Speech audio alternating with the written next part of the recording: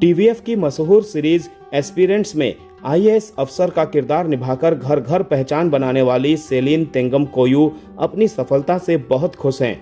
हाल ही में एक इंटरव्यू में उन्होंने बातचीत के दौरान अपने सपने और नॉर्थ इंडियन आर्टिस्ट के संघर्ष को लेकर खुलकर बात की।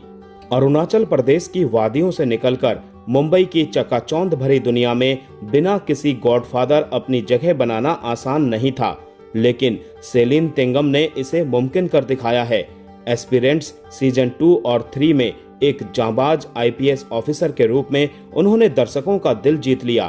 टीवी 9 हिंदी डिजिटल के साथ एक्सक्लूसिव बातचीत में उन्होंने अपने सफर के बारे में कई दिलचस्प बातें बताईं। उनसे सवाल किया गया कि एस्पिरेंट्स में आपके किरदार को काफी पसंद किया जा रहा है, आप इस रोल से खुद को कितना जोड़कर देखती हैं? तो सेलिन का जवाब था कि मैं इस किरदार से बहुत ज्यादा रिलेट करती हूँ। दरअसल मैं कभी नहीं चाहती थी कि एक्टर बनूं। मैं इस प्रोफेशन में आने से पहले सिविल सर्विस की परीक्षा देने की तैयारियां कर रही थी। सीरीज में मेरा किरदार अपना घर छोड़कर दिल्ली आता है, अकेला होता है। जब मैं मुंबई आई थी तब मेरा भी यहाँ कोई नहीं था। मैंने वो अकेलापन और डर महसूस किया है। वही आईपीएस के किरदार के लिए मैंने अपने पिता से प्रेरणा ली, जो खुद एक सिविल सर्वेंट हैं। उनका उठना बैठना और अनुशासन मैंने अपने किरदार के जरिए पर्दे पर उतारने की कोशिश की है। अगला सवाल ये था कि आप मिस अरुणाचल रह चुकी हैं और मिस इंडिया की फाइनलिस्ट भी। एक एक्टर के लिए बाहरी खूबसूरती कितना जरूरी है? तो सेलिना का जवाब था, मेरे ख्याल से एक्टर बनने के लिए खूबसूरती से ज्यादा प्रतिभा जरूरी है। आपका शरीर ऐसा होना चाहिए जो किरदार के हिसाब से ढल सके। अगर डायरेक्टर कहे कि 10 किलो वजन बढ़ाना है या घटाना है, तो आपकी बॉडी उस बदलाव के लिए तैयार होनी चाहिए। सिर्फ एक तरह की परफेक्ट बॉडी होना ही सब कुछ नहीं है। अगला सवाल था, नॉर्थ ईस्ट के एक्टर्स की फिल्म इंडस्ट्री के ग्रोथ को लेकर आपका क्या ख्याल है? तो सेलिना ने कहा कि सच कहूं तो मुझे खुशी है कि हम आगे बढ़ रहे हैं, हमें मौके मिल रहे हैं, लेकिन मुझे लगता है कि नॉर्थ ईस्ट के एक्टर्स अब लीड किरदार भी डिजर्व करते हैं, सिर्फ सपोर्टिंग नहीं। अक्सर हमें सिर्फ एक एस्थेटिक की तरह इस्तेमाल किया जाता है।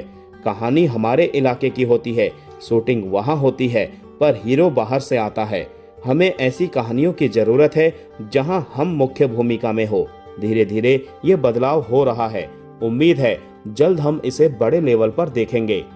सेलिना से अगला सवाल था, मुंबई आना और यहाँ काम ढूंढना कितना मुश्किल था? तो सेलिना ने कहा, दरअसल मुझे यहाँ आकर काम ढूंढना नहीं पड़ा। इस सीरीज के लिए मैंने घर से ही ऑडिशन दिया था।